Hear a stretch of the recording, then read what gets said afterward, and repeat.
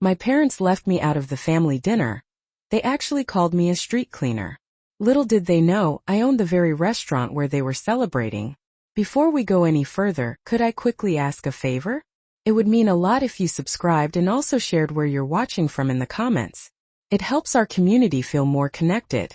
The group chat notification on my phone buzzed at 2:47 p.m. On a Tuesday. My sister Monica's message hit me like a ton of bricks. Family dinner Saturday at AITA. Dad's promotion celebration. Formal dress code. 7 p.m. sharp. I just stared at those words, waiting for the follow-up message asking if I could make it. Waiting for my mother's typical, "Can't wait to see everyone." Waiting for literally any acknowledgement that I existed. But nothing. I scrolled back through weeks of family messages. Birthday planning for my nephew. Coordinating Thanksgiving. Every single message thread included me, even if they rarely responded to anything I said. But this one, I wasn't even mentioned. My hand started shaking as I typed. Should I make a reservation too, or? The three dots popped up immediately. Then my mother's response came through.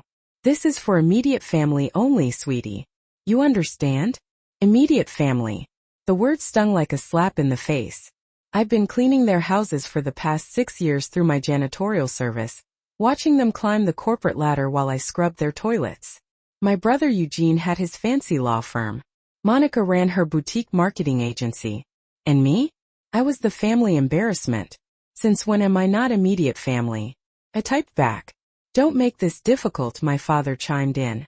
"It's a high-end establishment. We have a reputation to maintain." My vision started to blur with tears. 28 years of being the forgotten daughter, the disappointment, the one they introduced as our youngest, without ever mentioning what I did for a living. But this was different because AITA wasn't just any high-end establishment. It was mine. I remember the exact moment my parents decided I was worthless. I was 19, dropping out of college after my second semester. My scholarship had fallen through, and I simply couldn't afford the tuition. My mother stood in our kitchen, arms crossed, disappointment etched into every line of her face. "So you're just giving up?" she said. "Your brother and sister pushed through. They found ways." What she really meant was they'd accepted money from her and Dad. Money they'd refused to give me because I'd chosen state university instead of their precious alma mater. "If you won't take your education seriously, we won't invest in your failures," my father had declared. So I got a job and started cleaning offices at night. My father saw me once emptying trash cans in his building. The look on his face, pure shame, was burned into my memory. "You're basically a street cleaner." My brother Eugene had joked at Christmas that year. And the name stuck. At every family gathering there'd be some comment. "How's the cleaning business?" said with a smirk. "Make sure you wash your hands before touching the food," said like I was dirty. My sister Monica was subtler but crueler. She'd talk about her clients, her business trips, then turn to me with fake sweetness. "And how are things with you? Still doing your thing?" For 9 years I'd endured it. I'd built my janitorial company from absolutely nothing. 3 employees now. Contracts with 12 office buildings. I'd saved every penny, invested carefully, but I'd never told them about my other venture, the restaurant. I'd purchased the failing AITA 2 years ago through an LLC, renovated it, hired a world-class chef. Nobody knew the owner's identity. I'd kept that intentionally private, and now my family was coming to celebrate. Without me. The irony tasted bitter and sweet. I called my best friend Janelle the moment I stopped shaking.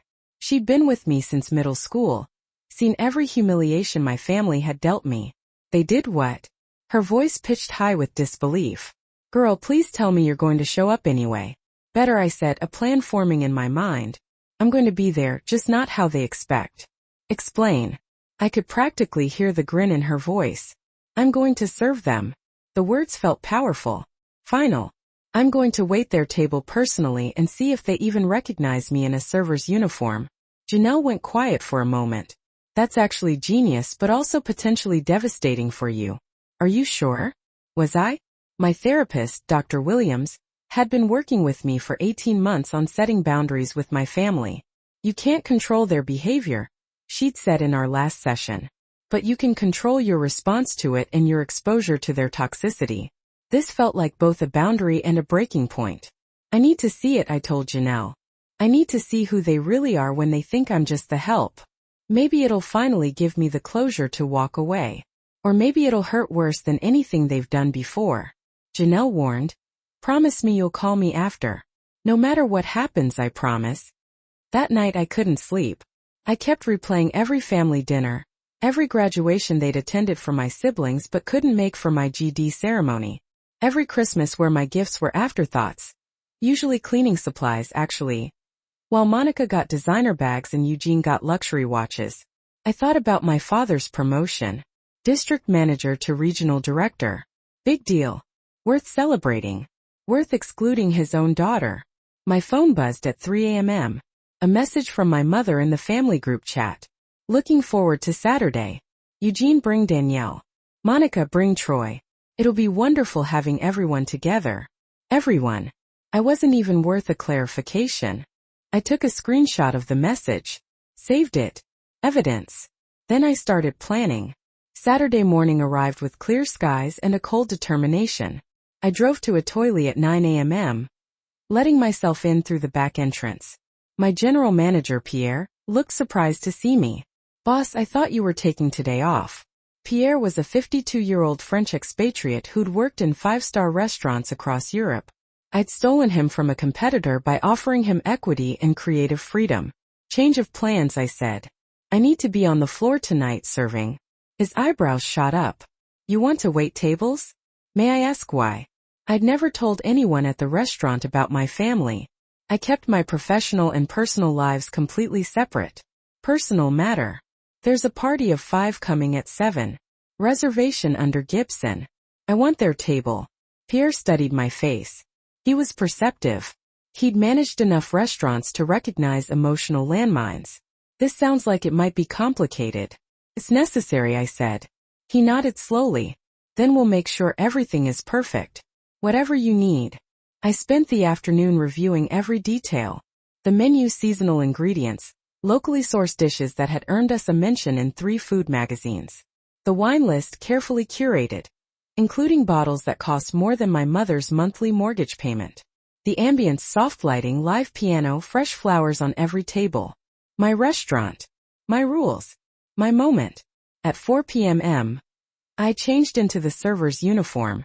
Black slacks, white button-down, black vest, burgundy tie. I pulled my naturally curly hair back into a tight bun. Put in my contact lenses instead of my usual glasses. Applied minimal makeup. I looked at myself in the bathroom mirror. Professional, invisible, perfect. You don't have to do this, I whispered to my reflection. You could just refuse them service. You could reveal yourself as the owner and watch them squirm. But that wasn't enough. I needed to witness them. Needed to see the casual cruelty they'd show to someone they perceived as beneath them. Needed proof that I wasn't crazy for feeling erased. They walked in at 7:03 p.m. A perfect family portrait. My father wore his navy suit.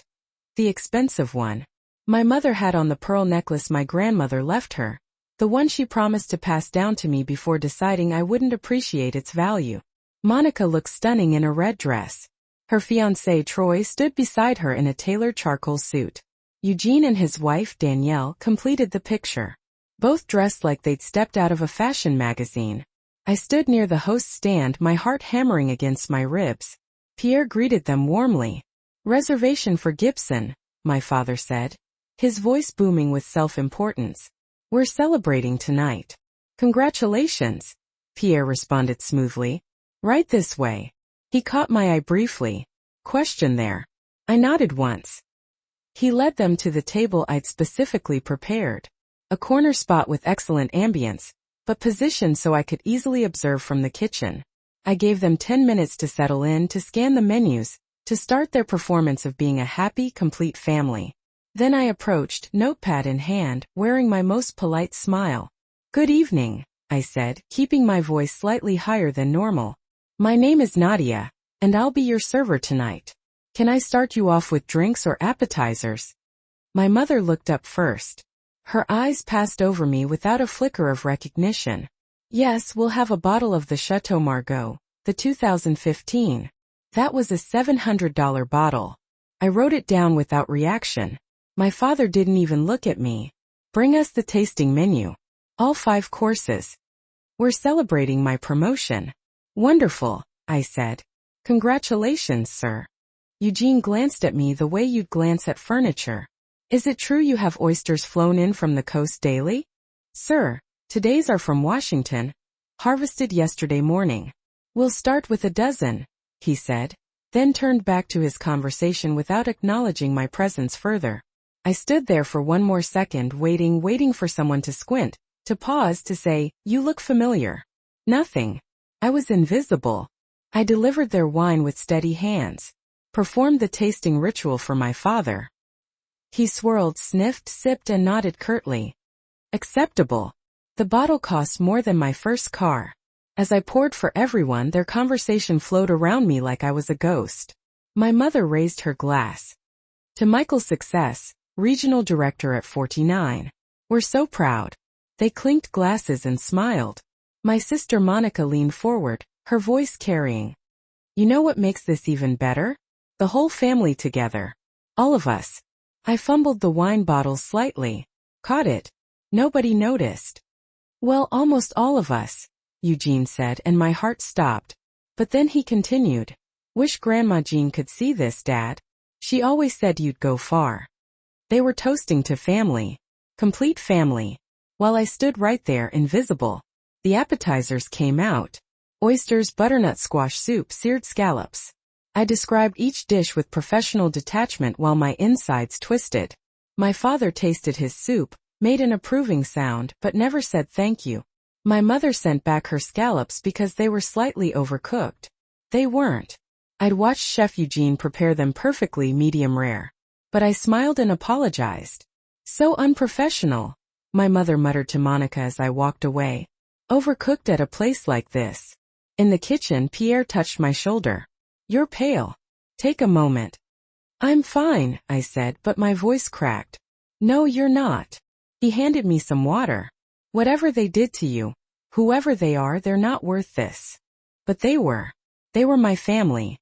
The people who should have loved me unconditionally, but had spent years teaching me that I was conditional, worth loving only if I met their standards. And I'd failed that test by being poor, by cleaning for a living, by existing outside their perfect picture. I went back out for the main course. Prime ribeye, herb-crusted lamb, Chilean sea bass. I placed each plate carefully, recited the descriptions I'd memorized. My father cut into his steak, chewed, swallowed, looked up at me and said, Tell the chef this is mediocre. I've had better at steakhouses half this price. The comment about the steak nearly broke me. I knew that cut of 42-day, dry-aged prime beef came from a farm I'd personally visited. Chef Eugene had prepared it perfectly, medium rare with a herb-crusted exterior. But I smiled and said, I'll pass along your feedback, sir. In the kitchen, Chef Eugene heard what my father had said. His face reddened. That man wouldn't know good steak if it danced on his tongue. Who is he? Nobody, I whispered. He's nobody. But that was a lie. He was my father. The man who taught me to ride a bike. Who'd once called me his little star before I'd failed him by being ordinary. Before I'd embarrassed him by being poor. I returned to their table for the next course. As I reached for my mother's empty plate, she jerked it away. Careful. These plates are probably worth more than your monthly rent. The words hit me like a physical blow. Monica laughed. Mom, be nice. She's just doing her job. Barely, my father muttered. The service here is subpar. I expected better for these prices. I wanted to scream. Wanted to slam their bill down and show them I owned every napkin, every fork, every crystal glass they were touching. But I stood frozen, holding the plates, being invisible. Eugene's wife, Danielle, was the only one who met my eyes. Thank you, she said softly. The food is beautiful. It was the first kindness any of them had shown. I nodded, my throat tight. Back at the table, Monica was showing photos on her phone. This is the venue for our engagement party next month. 200 guests, open bar. It's going to be incredible. That's our Monica, my mother beamed. Always planning something spectacular. She got my event planning skills. And Eugene got my business sense, my father added. District attorney before 35. Impressive. They went around the table celebrating each other's achievements. Nobody mentioned the missing daughter, the one who wasn't invited, the one serving their food. Then my mother said something that changed everything. You know what's sad? We have this beautiful family, these successful children, and then we don't talk about that disappointment anymore, do we? Mom, Monica said, but she was smiling. I'm serious. Some children just don't have the drive, the ambition. My hands shook as I cleared the dessert plates. They'd ordered everything. Chocolate souffle, creme brulee, the chef's special seasonal tart. My mother complained the souffle was too rich. My father said the portions were pretentious. Eugene checked his watch twice, sighing like he had more important places to be. Should we tell them? Monica said suddenly, her voice dropping to a conspiratorial whisper that carried perfectly to where I stood at the nearby service station. Tell us what? My mother leaned in. Monica glanced around right past me, ensuring privacy. Troy and I drove past that strip mall on Jefferson Street last week. You know, where the dollar store and that sketchy laundromat are. My blood ran cold. My janitorial company's office was on Jefferson Street. We saw her, Monica continued, coming out of one of those units with a mop bucket. She was wearing this awful uniform, hair all over the place. Troy didn't recognize her, but I did immediately. Oh God, my mother said. You didn't let her see you, did you? Of course not. We drove right past. But honestly, Mom, it's been 9 years. 9 years and she's still cleaning toilets. At some point, you have to accept that some people are just limited. Limited? My father repeated, testing the word. That's kinder than I'd phrase it. I tried to help her. I offered to make calls, get her interviews at respectable companies. She refused. That was a lie. He'd made one call to a friend who'd offered me a receptionist position paying minimum wage. When I'd explained I made more running my own business, he'd called me ungrateful. The stubbornness is what kills me, my mother said. She could have swallowed her pride, accepted our help, made something of herself. Instead, she chose that. Eugene spoke up. You know what Dad said when he saw her at his building that night? He said, I have 2 children now. The third one died when she decided mediocrity was acceptable. The words hit me like bullets. I gripped the edge of the service station, my knuckles white. Eugene, Danielle said quietly. That's harsh. It's honest, he replied. Sometimes the truth is harsh. Some people are meant to succeed and some are meant to serve. That's just reality. I made my decision. I walked to their table with their check and placed it in the center. My father picked it up, his eyes widening slightly. $1,200 for what we received? This is absurd. I'm sorry you feel that way, sir, I said, my voice steady now. However, I think you'll find the prices clearly listed on the menu you ordered from. My mother waved her hand dismissively. Just bring the card reader, girl. We don't have all night. Actually, I said, before I process your payment, I have something to tell you. My father looked up, irritated. What? The service tonight, which you called subpar. The steak you called mediocre. The scallops that were overcooked, the portions that were pretentious. I paused, letting each word land. I'll be sure to tell the owner about your concerns. Good, my mother snapped. Someone needs to know their staff is inadequate. Oh, she knows. I pulled off my server's apron slowly, deliberately. She's known for quite some time that some people will never see quality, even when it's right in front of them. Eugene squinted at me. Wait, why are you? I'm the owner, I said clearly. My name is Nadia Gibson. I'm your daughter. Your sister. And for the past 2 hours I've been invisible to you, just like I've been invisible my entire life. The silence that fell over the table was deafening. My mother's face went through shock, disbelief, and then something ugly. Embarrassment. Nadia, Monica whispered. What? What are you doing here? I work here. I own here. I gestured around the restaurant. Every table, every chair, every piece of artwork on these walls. I bought this place 2 years ago, renovated it, built it into the restaurant that got mentioned in Food and Wine magazine last month, the one you chose to celebrate at without me. My father stood up abruptly. This is ridiculous. You're a janitor. I'm a business owner, I corrected. 2 businesses, actually. The janitorial company you mock, it grosses $500,000 annually. And this restaurant? We cleared $200,000 in profit last year. But you've never asked.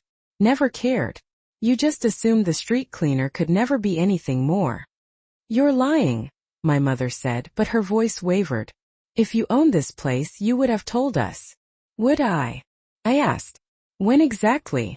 During the family gatherings where you introduce me as our youngest, and then change the subject?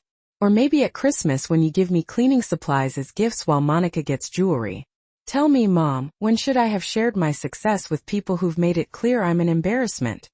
We never said that, Eugene interjected. You said it tonight at this table. You said Dad told people he has 2 children now because I died when I chose mediocrity. You said some people are meant to succeed and others are meant to serve. I was standing right there, Eugene. Right there. And you didn't even see me. Danielle put her hand over her mouth. Oh my God.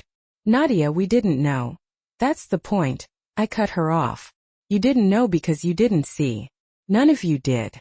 Pierre appeared at my shoulder. Boss, is everything all right? Boss? My father repeated, his face reddening. She's making this up. Some kind of revenge fantasy for not being invited to dinner. I assure you she's not, Pierre said calmly. Nadia purchased this establishment 2 years ago. She's been an exemplary owner, fair, innovative, and deeply committed to excellence. Now, if you'll excuse us, we have other guests to attend to. My mother's face had gone pale. Nadia, sweetheart. I think there's been a misunderstanding. No misunderstanding, I said. You excluded me from this dinner because you were ashamed of me. Because in your eyes I'm just a street cleaner. Someone who doesn't fit your image of success. Well, guess what? I don't need your image anymore. Monica reached for my hand. I stepped back. Don't. You laughed when Mom called me a disappointment. You drove past me on Jefferson Street and hid rather than say hello to your own sister. You don't get to touch me now. That's not fair, Monica protested. You're taking everything out of context. Am I? Then let me provide context. I pulled out my phone, opened the family group chat and read aloud. This is for immediate family only, sweetie. You understand? That's what Mom wrote when I asked about tonight. Immediate family. As if I was adopted. As if I don't share your blood. The surrounding tables had gone quiet. Other diners were watching now, the drama unfolding like dinner theater. Lower your voice, my father hissed. You're making a scene. I'm making a scene? I laughed, bitter and sharp. I've been silent for 28 years. I've taken every insult, every dismissive comment, every forgotten birthday, every excluded holiday. I've watched you celebrate Eugene's law degree and Monica's business while barely acknowledging my existence. And now you want me quiet? This isn't the place, my mother said, her eyes darting to the other diners. But it's the perfect place. It's my place. Let me tell you what's going to happen now. I straightened my shoulders. You're going to pay your bill. The full $1,200, including the automatic 20% gratuity, I'm adding for my server's excellent service. Then you're going to leave and you're never going to contact me again. Nadia, please. Monica stood up. Can we talk about this somewhere private? No. Because you know what I realized tonight? I don't want to talk about it. I've been trying to talk to you for years and you've never listened. You've never seen me. So why would now be any different? Eugene tried a different approach. Look, if we hurt your feelings, we apologize. But you have to understand we didn't recognize you. You look different in that uniform. I looked different. My voice rose. I looked exactly like myself. You just never bothered to actually look at me. Do you know how many family dinners I've attended where you've talked over me, interrupted me, dismissed my opinions? I've been invisible for so long that wearing a server's uniform didn't change anything. Danielle was crying quietly. She was newer to the family, had only married Eugene 2 years ago. For what it's worth, she said softly, I'm sorry. I didn't know any of this history, but that doesn't excuse not seeing you tonight. It was the first genuine apology. I nodded at her. Thank you. So that's it. My father said, standing now. You're cutting us off over one missed dinner invitation? One. The word came out strangled. You think this is about one dinner? This is about a lifetime of being told I'm not good enough. This is about every achievement you've dismissed, every dream you've mocked, every time you've made me feel small. I want to tell you a story, I said, my voice breaking now. When I was 19 and dropped out of college, do you remember what you told me, Dad? His face was like stone. I told you the truth, that you were wasting your potential. You told me I was worthless. You said if I couldn't even finish college, I'd never amount to anything. You said you were ashamed to call me your daughter. The tears came now, hot and angry. I was 19 years old and my father told me. I felt worthless. I was trying to motivate you, he stammered, but his voice rang hollow. You destroyed me. For years, I genuinely believed I was everything you said I was, worthless. I built this business, this entire life in spite of you. Every single success I've achieved has been in defiance of that voice in my head constantly telling me I'd never be good enough. My mother reached for me, her hand outstretched. Nadia, honey, we love you. We've always loved you. No, I said, stepping back, putting distance between us. You love the idea of loving me. You love telling people you have 3 children, but you don't actually love me because if you did, you would have seen me tonight. You would have recognized your own daughter standing 2 feet away. This is emotional manipulation, Eugene interjected. You're acting like we're monsters simply because we didn't recognize you in a disguise. I wasn't in a disguise, I retorted. I was in a uniform doing the same job I've been doing my entire adult life while you all climbed ladders I was never invited to. I retrieved their bill once more, holding it out for them to see. That's what this dinner cost. Do you even have a clue what it cost me? Everything. It cost me the last shred of hope that my family might actually see me someday. Monica was now crying too. We can fix this as a family. We can work through this. We're not a family, I stated quietly, the words hanging in the air. We're just people who happen to share DNA. Family doesn't exclude each other. Family doesn't mock each other's livelihoods. Family doesn't stand idly by while one member is labeled a disappointment. Pierre returned with the card reader. My father snatched it from his hand, jammed his card in and jabbed at the buttons. The transaction went through. We're leaving, he announced stiffly. And when you're ready to apologize for this embarrassing display, you know where to find us. I won't be apologizing, I replied, my voice firm. Or finding you. Goodbye. They departed in silence, their faces grim. The restaurant slowly returned to its usual rhythm, although several diners stopped by my table afterward to offer words of support. You're incredibly brave, one woman commented. I wish I had your courage. But I didn't feel brave at all. I felt shattered, completely broken. At my request, Pierre closed the restaurant early. We sat in the empty dining room, me still in my server's uniform, him with 2 glasses of whiskey. You did the right thing, he assured me. Did I? I questioned. I just blew up my entire family on the dining room floor. They blew up your family years ago, he countered gently. You just finally acknowledged it. I called Janelle as I had promised. She arrived about 20 minutes later, finding me crying in the office. Oh, honey, she said softly, wrapping me in a comforting hug. I'm so sorry. I thought it would feel good. I sobbed, the words tumbling out. Showing them, proving them wrong. But it just hurts because you still love them. That's the tragedy of toxic families, she murmured. The love doesn't just disappear. 3 days later, Monica sent me a text message. We need to talk, please. I didn't respond. My mother called 16 times. I blocked her number. My father sent an email. You owe us an apology for your unprofessional behavior. I didn't reply to that either. A week after the disastrous dinner, I received a letter from Danielle. I can't speak for the others, she wrote. But I see you now. I'm sorry I didn't before. You deserved better. You deserve better. I framed that letter and hung it on my wall. Last month I sold the restaurant. Too many painful memories lingered within those walls.